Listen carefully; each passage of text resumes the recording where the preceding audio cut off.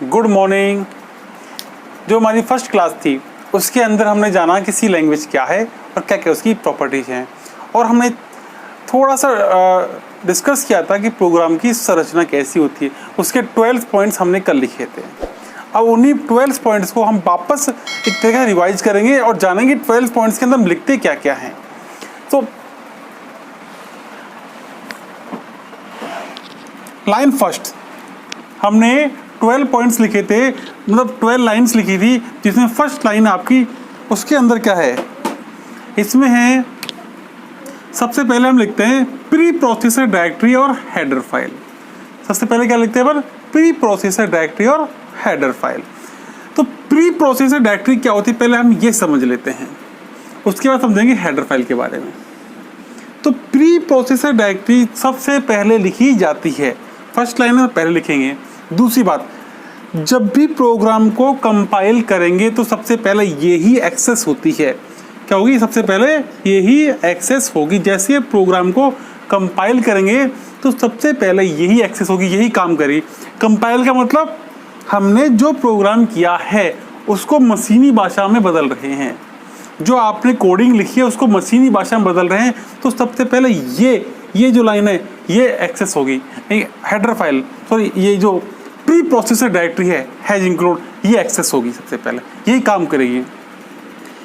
और ये क्या करती है, जो हेडर फाइल जब आपने लिखी है इसको प्रोग्राम के साथ जोड़ती है। Pre processor directory header file को प्रोग्राम के साथ जोड़ती है। ये बात क्लियर होगी। एंड देन हम बात करते हैं हेडर फाइल की। हेडर फाइल क्या होती है? हेडर फाइल जैसे मैं कल बताया था एक प्रकार की लाइब्रेरी है, मतलब हम जो भी कोडिंग काम में लेंगे, जो भी फंक्शन काम में लेंगे, उन सभी फंक्शनों को ये हेडर फाइल परिभाषित करती है, डिक्लेयर करती है, बताती है कि ये फंक्शन इस प्रोग्राम में क्या काम करेगा।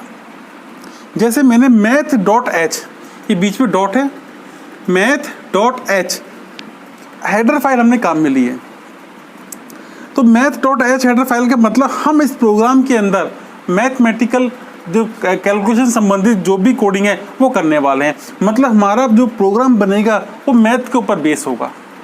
जैसे आपके sine theta, cos theta, tan theta आपने पढ़े होंगे, त्रिकोणमिति संबंधित जो भी हम इक्वेशन सॉल्व करेंगे, जो भी हम यहाँ पे लिखेंगे, ठीक है, तो वो होगी मैथ के अकॉर्डिंग। इसलिए हमने math.h हेडर फाइल का उपयोग यहाँ पर किया है। बहुत प्रकार की हेडर फाइल है जो हम प्रोग्राम में, जैसे जैसे हम प्रोग्रामिंग करते जाएंगे वैसे वैसे सारी हेडर फाइल यहाँ पर उपयोग होती जाएंगी, और आप बिना रटे आपको समझ में आ जाएगा कि कौन सी हेडर फाइल क्या काम करती है और कब हमको कौन सी हेडर फाइल उपयोग में लेनी है। ये डिपेंड करेगा, आप जैसे हम प्रोग्राम बनाएंगे, प्रैक्टिस करेंगे, वैसे वैसे सारी चीज़ सॉल्व होती चले जाएंगे। तो डरने की जरूरत नहीं है आपको बस। तो फर्स्ट टाइम क्या लिखते हैं? प्री प्रोसेसर डायरेक्टरी और हेडर फाइल लिखते हैं। क्लियर? जो प्री प्रोसेसर डायरेक्टरी होती है सबसे पहले एक्सेस होती है, कंपाइलर सबसे पहले इसको एक्सेस करता है। उसके बाद हम हेडर फाइल लिखते हैं। ये एक प्रकार की लाइब्रेरी होती है, प्रोग्राम में जो भी हम फंक्शन काम में लेंगे उन सभी फंक्शनों को ये परिभाषित करती है, उन सभी को ये डिक्लेयर करती है, उनके बारे में बताती है। लाइन नंबर सेकंड होगी आपकी, इसमें हम लिखते हैं ग्लोबल वेरिएबल या फंक्शन। ग्लोबल वेरिएबल या फंक्शन, तो देखो मैंने बताया था कल लास्ट क्लास के अंदर, ये एक ब्लॉक होता है, ये ब्रैकेट स्टार्ट करने का और ये क्लोज करने का होता है। इनके अंदर जो काम होगा वो कहलाएगा लोकल, और इन ब्रैकेट्स के, इन ब्लॉक के जो बाहर काम होगा वो कहलाएगा ग्लोबल।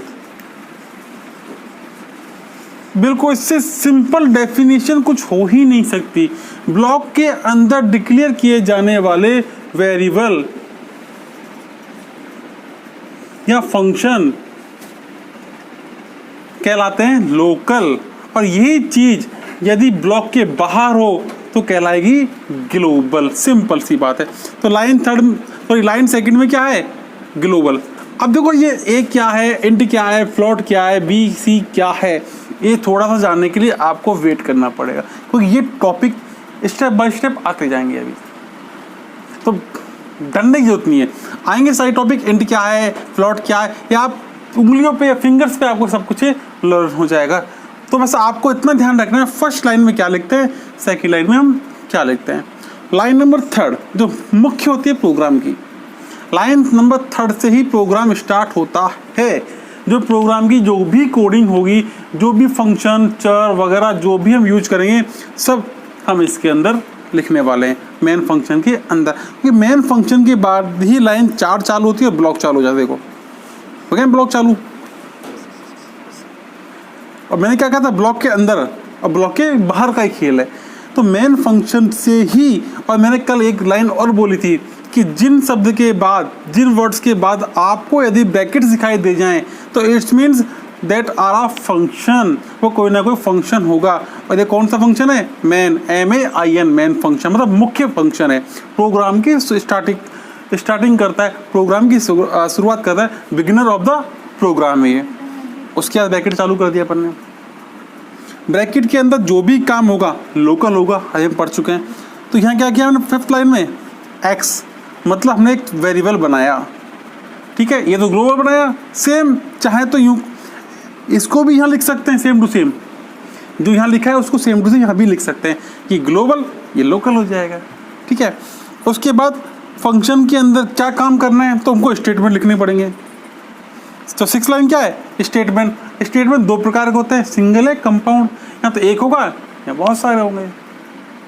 तो यहाँ पर आपको क्या लिखना है, स्टेटमेंट लिखना है। किसके अंदर, मेन फंक्शन के अंदर ब्लॉक चालू करेंगे हम, लोकल वेरिएबल लिखेंगे, लोकल फंक्शन लिखेंगे, उसके बाद स्टेटमेंट लिखेंगे और अंत में इसको बंद कर देंगे। जैसे काम खत्म इसको अपन ने बंद कर दिया। तो ये टॉपिक आपका क्लियर हो गया, ठीक है। 7 पॉइंट ही मेन कितने, 7 पॉइंट ही होते हैं। Pre processor active, header file, global variable, main function का ब्लॉक बनाया, मतलब हमने मेन फंक्शन का घर बना दिया और घर की एंट्री इस ब्रैकेट से हमने प्रारंभ की है। और जो काम ग्लोबल किया उसी को हमने लोकल कर दिया और यहाँ हमने बंद कर दिया।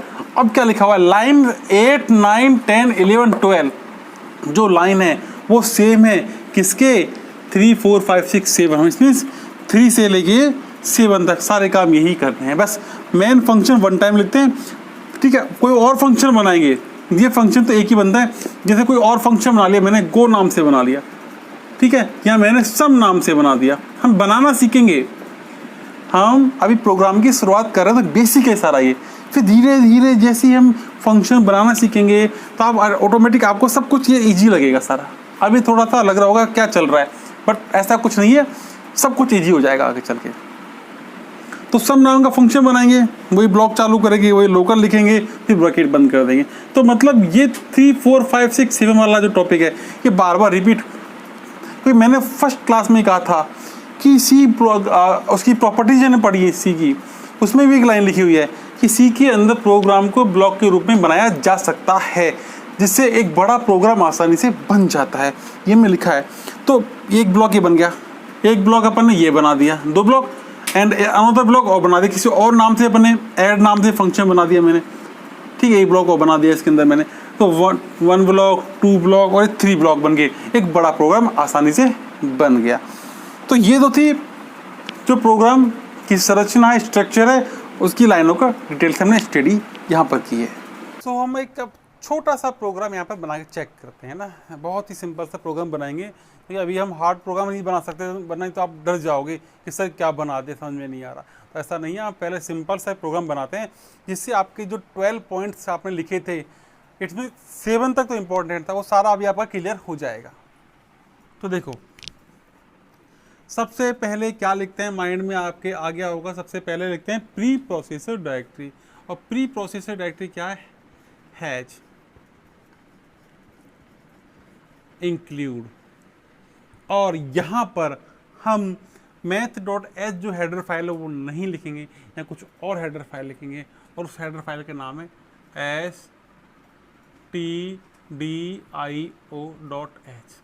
ठीक है। कि हम किसी अगर मैथ का प्रोग्राम नहीं बना रहे, कि अभी मैं मैथ का प्रोग्राम बनाऊंगा तो फिर आप डर जाओगे, सर ये क्या कर दिया। तो वैसे ही मैथ खतरनाक सब्जेक्ट है, आप जानते हो, 10th में आपने पढ़ा ही होगा। तो सिंपल प्रोग्राम बनाएंगे।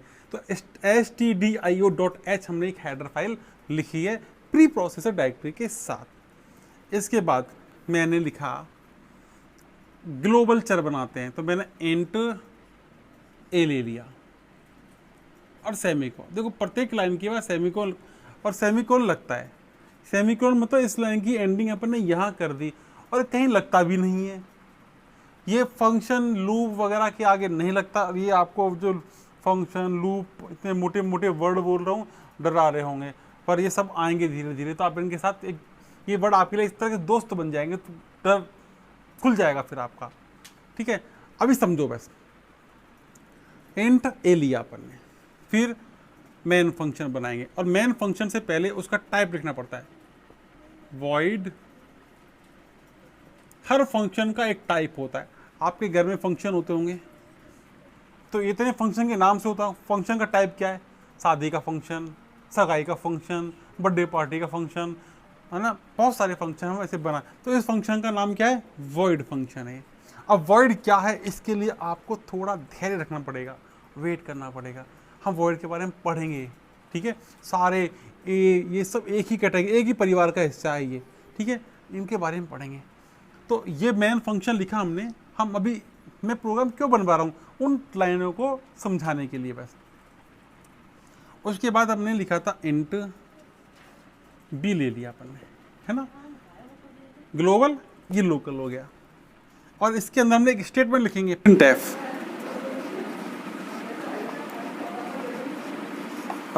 प्रिंटफ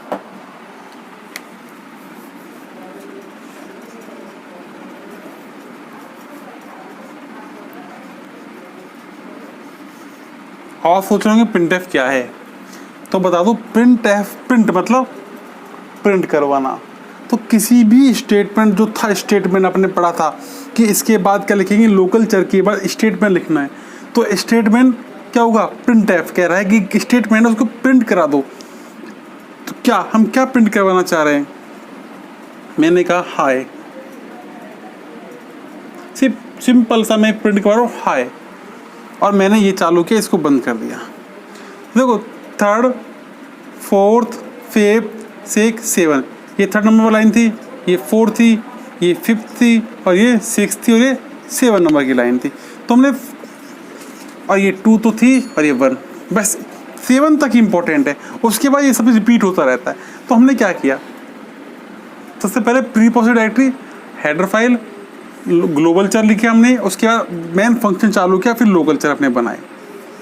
उसके बाद हमने एक स्टेटमेंट लिखा जिसके अंदर हम कह रहे हैं हाई को प्रिंट करा। तो ये अभी प्रिंट कहाँ होगा, जब भी प्रोग्राम बन जाता है उसके बाद उस प्रोग्राम को रन करते हैं, और रन करने के बाद एक आउटपुट आता है, ठीक है। उसमें लिखा आएगा सिर्फ ओनली हाई। तो हमने हाई लिखने के लिए इतना सारा हमने तामझाम करना पड़ा, और करना पड़ता है, क्योंकि छोटे छोटे प्रोग्रामिंग है, फिर हम बड़ी प्रोग्रामिंग इसके बाद सीखते जाएंगे। तो ये छोटा सा एक प्रोग्राम था। जो अपना टॉपिक है वो है सी के कैरेक्टर सेट। तो मैं आपको बता दूं सी के कैरेक्टर सेट होता क्या है। तो जब भी हम कोई प्रोग्रामिंग करते हैं, प्रोग्रामिंग करते समय हम जो भी प्रोग्राम में लिखते हैं, चाहे वो अपने एक लेटर ही लिखा हो, चाहे एक अक्षर ही लिखा हो आपने, ABC या कुछ भी 1 2 3 या कोई स्पेशल सिंबल लिखा हो, तो ये सब क्या है, एक कैरेक्टर सेट है। तो जैसे आप डेफिनेशन में देख रहे हैं कि सी भाषा निम्न तथा उच्च वर्णमाला के अंक हैं, ठीक है, एंड स्पेशल सिंबल हैं, और लोअर एंड अपर केस जो लेटर है सब आते हैं इसके अंदर। तो सी भाषा के अंदर हम ए से लेकर जेड तक के कैपिटल वाले या स्मॉल वाले या 0 से लेकर 9 तक के जो भी अंक, डिजिट, अल्फ़ाबेट जो हैं, और कुछ स्पेशल सिंबल की हम बात करें, जैसे स्पेशल सिंबल है आपकी बहुत सारे हैं वाले, हैश का चिन्ह है, लेस देन है, ग्रेटर देन है, इक्वल टू है, जोड़ का चिन्ह है, घटाने का चिन्ह है। ये सारे आप जो स्क्रीन पर देख रहे हैं, आप इन सबको कॉपी करेंगे अपनी नोटबुक के अंदर, एज लिखना है आपको सारे। तो सी की डेफिनेशन लिखी हुई है इसके अंदर, सी की डेफिनेशन क्या है और कौन कौन से कैरेक्टर सेट होते हैं, ये सारे इसके अंदर लिखे हुए हैं।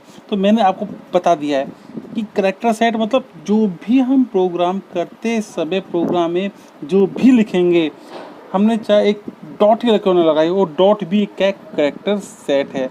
तो छोटी लोअर केस या अपर केस और डिजिट, इन सबको मिलाते हैं तो क्या बन जाता है, कैरेक्टर सेट बन जाए। तो अपन कहते हैं the group of lower, upper alphabet and digit, they are character set.